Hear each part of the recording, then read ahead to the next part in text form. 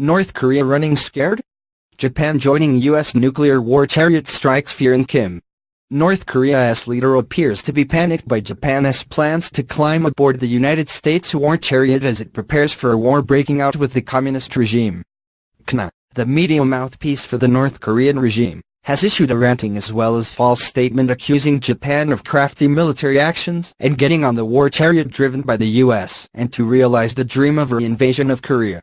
The statement added that Japan and Britain had agreed to form a semi-ally relationship in order to strengthen cooperation for mutual defense. It said that Japan and Britain had recently held 2+2 meetings of foreign ministers and defense ministers where they discussed the issue of agreement on status of dispatched units.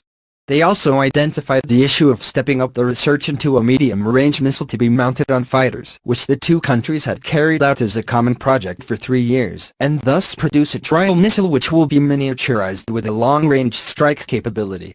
However, MOD spokesman flatly denied any knowledge of such an agreement when contacted by Express.co.uk.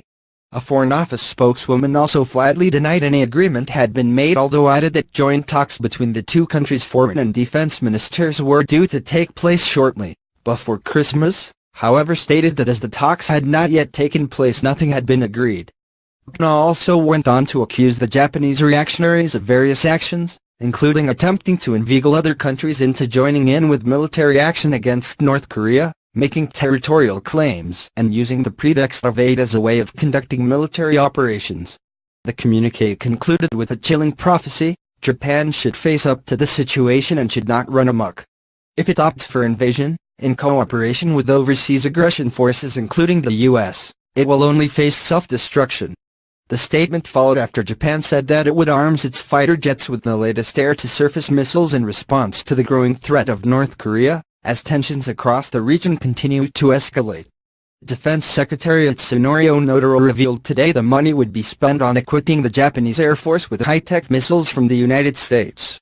The weapons have a range of 560 miles, which would allow pilots to target the whole of North Korea while flying safely over the Sea of Japan. The move by Japan is not insignificant as the country's constitution, imposed by the U.S. after World War II,